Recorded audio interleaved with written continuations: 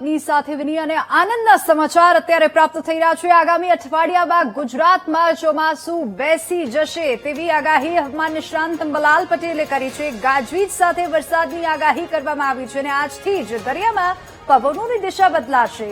જો કે અરબ સાગરમાં low pressure બનતા જ વરસાદની સંભાવના છે। 12 જૂન સુધીમાં મુંબઈના ભાગોમાં ચોમાસું પહોંચી જવાની શક્યતા છે અને હાલની પરિસ્થિતિ પ્રમાણે 14 જૂન સુધીમાં ગુજરાતના દરિયા કિનારે પહોંચી જશે ચોમાસું અને 14 જૂને દક્ષિણ ગુજરાત અને સૌરાષ્ટ્રના દરિયાકાંઠાના વિસ્તારોમાં વરસાદ થશે। ભારે વરસાદ સાથે પવનનું જોર રહેશે। આજથી જ દરિયામાં પવનો બદલાવાની શક્યતા રહેશે। દરિયામાં ઊંચા મોજા ઉછળે, અરબ સાગરમાં લો પ્રેશર બનવાની શક્યતા રહે અને તારીખ 16 બાદ બંગાળ ઉપસાગરમાં પણ લો પ્રેશર બનવાની શક્યતા રહે। લગભગ આજથી ધીરે ધીરે દક્ષિણ ભારતના ભાગોમાં વરસાદ વધુ થવાની શક્યતા રહે અને તારીખ 10, 11 કે 12 સુધીમાં મુંબઈ મહારાષ્ટ્રના ભાગોમાં વરસાદ આવવાની શક્યતા રહે અને લગભગ તારીખ 14 તારીખ અને 15 તારીખ વચ્ચે દક્ષિણ ગુજરાતના ભાગો, દક્ષિણ સૌરાષ્ટ્રના ભાગોમાં પણ વરસાદ આવવાની શક્યતા રહે। પવનની ગતિ વધારે રહે અને દરિયામાં ઊંચા મોજા ઉછળે, દરિયામાં કરંટ પણ જોવા મળે, પરંતુ ધીરે ધીરે આ ચોમાસું આગળ વધે અને આ અરસામાં એક પશ્ચિમ વિક્ષોભ પણ આવવાની શક્યતા રહે। પશ્ચિમ વિક્ષોભના સાયક્લોનિક સર્ક્યુલેશનના કારણે લગભગ ઉત્તર ભારતમાં રાજસ્થાન સુધીના ભાગોમાં વરસાદ થવાની શક્યતા રહે।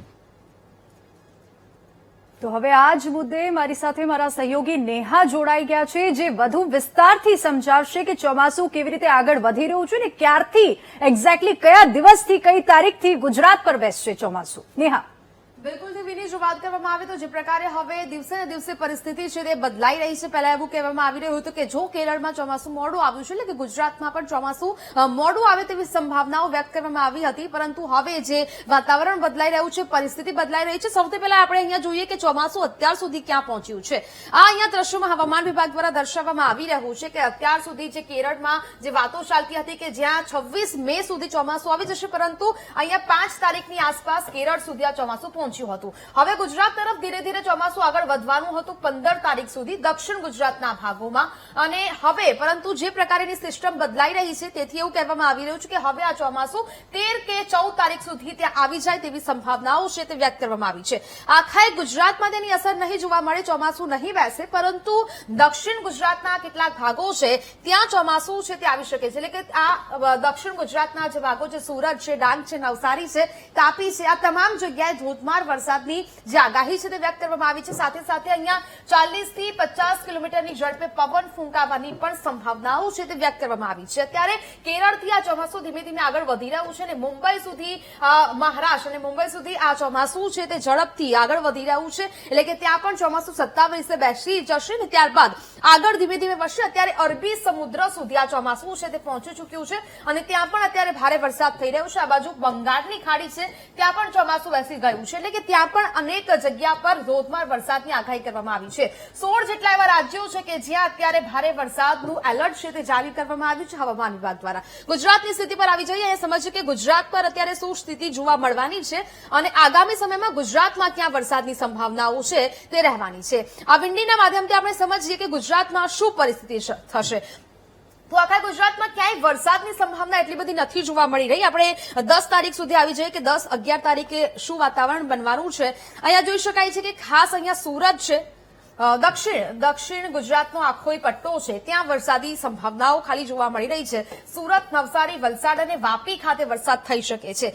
આજે પણ છૂટાછવાયા વરસાદની આગાહી હવામાન વિભાગ દ્વારા કરવામાં આવી છે, એટલે કે આજે પણ ક્યાંક છૂટો છવાયો વરસાદ અમુક જિલ્લાઓમાં પડી શકે તેવી વરસાદની સંભાવનાઓ વ્યક્ત કરવામાં આવી છે। ખાસ વરસાદ ક્યાં નહીં પડે, અત્યારે વરસાદ નહીં પડે તો આ જૂનાગઢના જે અમુક ભાગો છે ત્યાં વરસાદ નહિવત જોવા મળશે, ત્યાં ક્યાંક વરસાદની સંભાવનાઓ છે તે નહીં જોવા મળે। સાથે સાથે આ બાજુ જૂનાગઢ છે, અમરેલી છે, રાજકોટના અમુક ભાગો લઈ લઈએ, સૌરાષ્ટ્રના અમુક ભાગોમાં વરસાદી સંભાવનાઓ નથી વ્યક્ત કરવામાં આવી, એટલે કે ત્યાં નહિવત વરસાદ જોવા મળશે। હવે અહીંયા વાત કરીએ કે હવામાન વિભાગ શું કહી રહ્યું છે, હજી આગામી 2 થી 3 દિવસ સુધી શું પરિસ્થિતિ રહેવાની છે, કારણ કે ચોમાસું હવે વહેલું આવે તેવી સંભાવના. લગભગ 13 થી 14 જૂન સુધી આ ચોમાસું ગુજરાતમાં સત્તાવાર રીતે પ્રવેશ લઈ લેશે. પરંતુ આજનું આ અનુમાન છે તે હવામાન વિભાગ દ્વારા લગાવવામાં આવ્યું છે. આજે દર્શાવવામાં આવી રહ્યા છે જે દ્રશ્યો કે જ્યાં નવસારી છે, વલસાડ છે, દમણ, દાદરાનગર હવેલીમાં વરસાદ થવાની સંભાવનાઓ, આ બાજુ તાપી અને ડાંગમાં પણ વરસાદની સંભાવનાઓ છે તે વ્યક્ત કરવામાં આવી છે. આ છે આજની પરિસ્થિતિ. હવે વાત કરીએ કે આવતીકાલે ક્યાં વરસાદ થઈ શકે છે. આગામી 2-3 દિવસ વરસાદની સંભાવનાઓ છે, પણ ક્યાંક તમામ આખા ગુજરાતના જિલ્લાઓમાં વરસાદ નહીં જોવા મળે. ખાલી દક્ષિણ ગુજરાતના અલગ અલગ વિસ્તારો છે ત્યાં વરસાદની સંભાવનાઓ વ્યક્ત કરવામાં આવી છે. આવતીકાલે પણ આ વરસાદી વાતાવરણ બની રહ્યું છે, એટલે છૂટો છવાયો વરસાદ જોવા મળી શકે આ બધી જગ્યાએ. અમદાવાદ છે, વડોદરા છે, સુરત છે, પરંતુ ખાસ વરસાદ, ભારે વરસાદ આવી શકે નવસારી છે, દમણ, વલસાડ, ડાંગ, તાપીમાં ભારે વરસાદની ગાજવીજ સાથે વરસાદ છે તે આવી શકે છે. આ છે આ સંભાવનાઓ હવામાન વિભાગ દ્વારા વ્યક્ત કરવામાં આવી છે. એટલે કે હવે એવું કહેવામાં આવી રહ્યું છે કે હવે આ ચોમાસું છે તે ધીમે ધીમે તેની પરિસ્થિતિ છે તે ઘટશે અને સત્તાવાર રીતે 13 થી 14 તારીખે આ ચોમાસું છે તે સત્તાવાર રીતે ગુજરાતમાં બેસી જશે અને સૌથી પહેલા તેની અસર દક્ષિણ ગુજરાતના જે અલગ અલગ ભાગો છે ત્યાં જોવા મળશે. વિની. જી બિલકુલ નેહા, આભાર સમગ્ર માહિતી બદલ. અને હવે